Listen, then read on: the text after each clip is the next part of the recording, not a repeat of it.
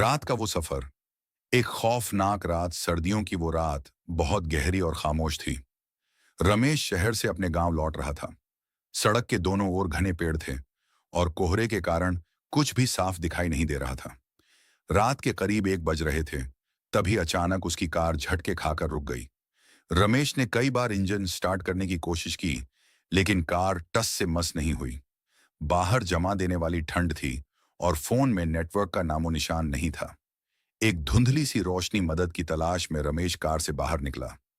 दूर कोहरे के बीच उसे एक हल्की सी रोशनी टिमटिमाती हुई दिखाई दी। कोई और चारा न देख वह उसी रोशनी की तरफ बढ़ने लगा। करीब पहुंचने पर उसने देखा कि वह एक बहुत पुरानी और जर्जर हवेली थी। रमेश ने भारी लकड़ी का दरवाजा खटखटाया। कुछ पलों के सन्नाटे के बाद दरवाजा एक अजीब सी चरमराती आवाज के साथ अपने आप खुल गया। सामने एक बूढ़ा आदमी हाथ में लालटेन लिए खड़ा था। उसके चेहरे पर झुर्रियां थीं और आंखें बिल्कुल भावहीन थीं। मेरी कार खराब हो गई है, क्या मैं सुबह तक यहां रुक सकता हूं? रमेश ने झिझकते हुए पूछा। बूढ़े ने कुछ नहीं कहा, बस सिर हिलाकर उसे अंदर आने का इशारा किया। हवेली का सन्नाटा अंदर से हवेली और भी ज्यादा डरावनी लग रही थी। दीवारों पर झाले लगे थे और हवा में एक अजीब सी सीलन भरी बदबू थी। बूढ़े ने उसे ऊपरी मंजिल के एक कमरे में ले जाकर छोड़ दिया और बिना कुछ बोले वहां से चला गया। रमेश थका हुआ था, इसलिए वह बिस्तर पर लेट गया, लेकिन हवेली की वो खामोशी उसे सोने नहीं दे रही थी। रात के ठीक 2:30 बजे रमेश की नींद एक अजीब सी आवाज से खुली। छम छम छम। किसी के चलने पर पायल बजने की आवाज आ रही थी और यह आवाज ठीक उसके कमरे के बाहर के गलियारे से आ रही थी।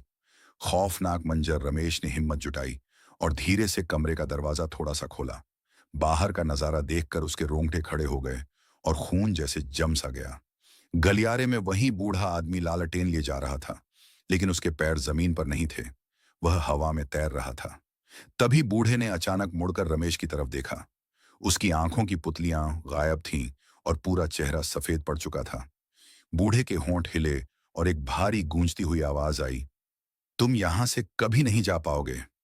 इससे पहले कि रमेश कुछ समझ पाता, हवेली की सारी खिड़कियां जोर जोर से फड़फड़ाने लगीं और वह लालटेन जमीन पर गिरकर बुझ गई। अंधेरे में किसी ठंडे हाथ ने रमेश का कंधा पकड़ा और वह डर के मारे वहीं बेहोश हो गया। अगली सुबह की सच्चाई जब रमेश की आंख खुली तो धूप निकल चुकी थी। उसने खुद को अपनी कार के स्टीयरिंग पर सिर रखे हुए पाया। वह हवेली में नहीं था।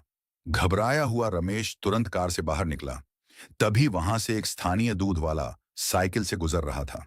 रमेश ने उसे रोककर उस पुरानी हवेली और बूढ़े आदमी के बारे में बताया। दूध वाले का चेहरा पीला पड़ गया। उसने कांपती आवाज में कहा, साहब, वो हवेली तो 50 साल पहले ही एक आग में जलकर खाक हो चुकी है।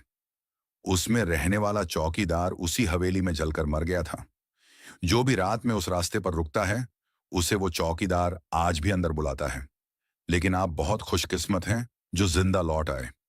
रमेश ने बिना एक पल गंवाए गाड़ी की चाबी घुमाई, जो अब एक ही बार में स्टार्ट हो गई थी, और बिना पीछे मुड़े वहां से भाग निकला।